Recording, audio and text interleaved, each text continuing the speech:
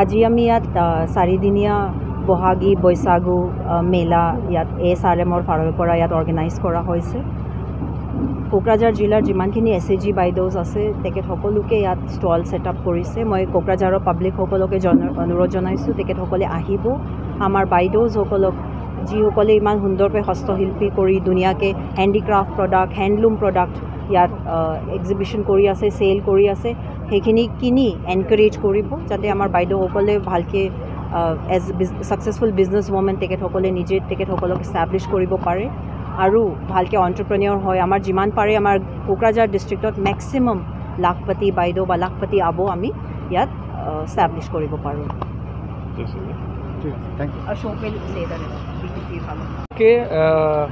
বৈশাগুৰ শুভেচ্ছাটো মই যাচিছোঁ আৰু গতিকে ইয়াত আহি পাই খুব ভাল হৈছে। ইয়াত আমাৰ কোকৰাঝাৰ জিলাৰ যিটো আমাৰ ডিষ্ট্ৰিক্ট যিটো প্ৰজেক্ট যিটো ইউনিট আছে তেখেতসকলে SRMৰ ফালৰ পৰা যিহেতু ইয়াত বৈশাগু মেলা, বিহু মেলা বুলি কয়, এইটো ইয়াত বিভিন্ন ধৰণৰ কম্পিটিশ্যনবিলাক ইয়াত পতা হ'ব আৰু ইয়াত লগতে প্ৰদৰ্শন দেখা আছে। ইয়াত মানে বিভিন্ন ধৰণৰ আমাৰ চেল্ফ হেল্প গ্ৰুপবিলাকে কিছুমানে কাপোৰ আৰু তাৰপিছত তেনেকৈ আচাৰ চাচাৰ বনোৱা কি ধৰণত মানে কিছুমান মানে প্ৰডাক্টছবিলাক আছে, এই প্ৰদৰ্শন দেখাৰ ইয়াত এটা কম্পিটিশ্যন হৈছে। তো এইটো আজিৰ পৰা লৈ 12 তাৰিখলৈকে বিহু বৈশাগু মেলাটো হ'ব। তাত আমাৰ সন্মানীয় আমাৰ ইনগ্ৰেশ্যন হিচাপে ইয়াত আমাৰ আহিছিলে ডেপুটি কমিশ্যনাৰ বাইদেৱে আৰু লগতে ইয়াত মই BTC গভৰ্ণমেণ্টৰ ফালৰ পৰা মই ইয়াত ৰিপ্ৰেজেণ্টেটিভ হৈছোঁ। গতিকে আমাৰ ফালৰ পৰা চেল্ফ হেল্প গ্ৰুপবিলাকক আমি বহুত ধৰণৰ সহায় কৰিছোঁ। আপোনালোকে হয়তো গম পাই আচৰিত মানে ভাবিব যে আজি চাওক যে এই চেল্ফ হেল্প গ্ৰুপবিলাক যিবা আমি চেলেব বুলি কয়, এই চেলেবৰ কমচে কম 8,000 পৰা লৈ 10,000লৈকে মেম্বাৰশ্বিপ থাকে এটা চেলেবৰ। তাৰ কাৰণে বাইদেউ কৈছে যে যেতিয়া মই মণিপুৰত গৈছিলোঁ বা তেনেকুৱা কিবাত গৈছিলোঁ, ভিজিট কৰিছিলোঁ, তেতিয়া তেনেকুৱা চেলেববিলাকৰ তেনেকুৱা অফিচ বনাই দিয়া নাছিল চৰকাৰবিলাকে। জাষ্ট তেখেতসকলক পুৰণা বিল্ডিংবিলাক য'ত গভৰ্ণমেণ্টৰ পুৰণা বিল্ডিং থাকে পৰি থাকে তেতিয়া হেণ্ডঅভাৰ কৰি দিছিল যে তেখেতসকলে ইয়াত থাকি পেলাই তাত ট্ৰেইনিং বা মিটিং মাটাং কৰি পেলাই যাতে কাম কৰিব পাৰে। কিন্তু আমাৰ প্ৰমোদ বড়ো ডাঙৰীয়াই যিহেতু এতিয়া বৰ্তমান 75ৰ পৰা বেছি যিটো চেলেব অফিচ বনাই দিছে 25 লাখ টকাকৈ, এইটো আমাৰ সৰু এটা কাউন্সিলত এটা আচৰিত এটা কাম মানে কৰি দিছে, য'ত তেখেতসকলে যোৱা সময়ত মানে বিভিন্ন ধৰণৰ তেখেতসকলে চেলেবৰ মানুহবিলাকে যেতিয়া চিফ ছাৰৰ লগত যেতিয়া আলোচনা কৰিছিল তেতিয়া তেখেতসকলৰ সমস্যাবিলাক ছাৰক উত্থাপন কৰিছিল।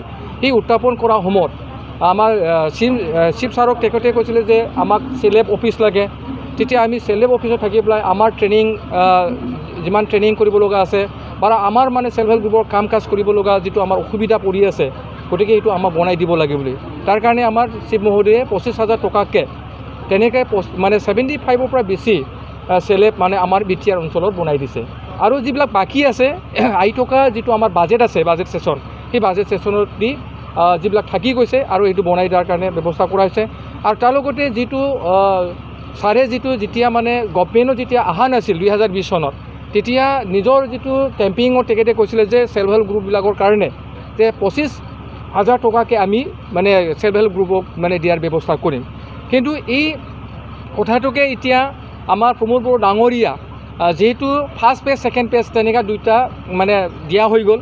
যিহেতু ফাৰ্ষ্ট পেজত প্ৰত্যেক মানে সমষ্টিত আমাৰ 40টা সমষ্টিত তেখেতে মানে 200কৈ তেনেকুৱা দিছিলে। তাৰ 200 যদি দিয়ে তেতিয়া আমাৰ বৰ্তমান 16,000 মানে চেল্ফ হেল্প গ্ৰুপে 25,000 টকাকৈ 5 কিস্তি পাইছে। আৰু যিবিলাকে বাকী থাকি গৈছে এইটো এই মাৰ্চৰ পিছত আৰু তেখেতসকলক কমচে কম 5,000 পৰা 10,000 চেল্ফ হেল্প গ্ৰুপক আকৌ 25,000 দিয়াৰ মানে ব্যৱস্থা কৰা হ'ব। আৰু বাকী যিবিলাক থাকি যাব ৰৈ যাব এইটো নেক্সট চৰকাৰ মানে হোৱাৰ পিছত এইটো কৰি দিব বুলি আশা কৰিছে। আৰু তেতিয়া যেনেকুৱা মানে বাইদেউ যিটো কৈছে যে মহিলা যিটো আমাৰ বাইদেউ লাখপতি বাইদেউ বুলি কৈছে, এইটো আমাৰ লাখপতি আবু বুলি আমাৰ তাত এটা মিছন কৰা হৈছে BTRত। প্ৰত্যেক মহিলাবিলাকক কেনেকৈ লাখপতি কৰিব পাৰে, 100ৰ পৰা কেনেকৈ হাজাৰৰ পৰা কেনেকৈ লাখ টকা ইনকাম কৰিব পাৰে, তাৰ কাৰণে তেখেতসকলক ট্ৰেইনিঙৰ এটা ব্যৱস্থা কৰা হৈছে। আৰু আমি ভাবিছোঁ নিশ্চয় ইয়াত আমাৰ যিটো চেলেব আছে 4টা, সেই চেলেবৰ কাৰণে অহা একমাহ পিছত এটা ট্ৰেইনিং দিয়াৰ কাৰণে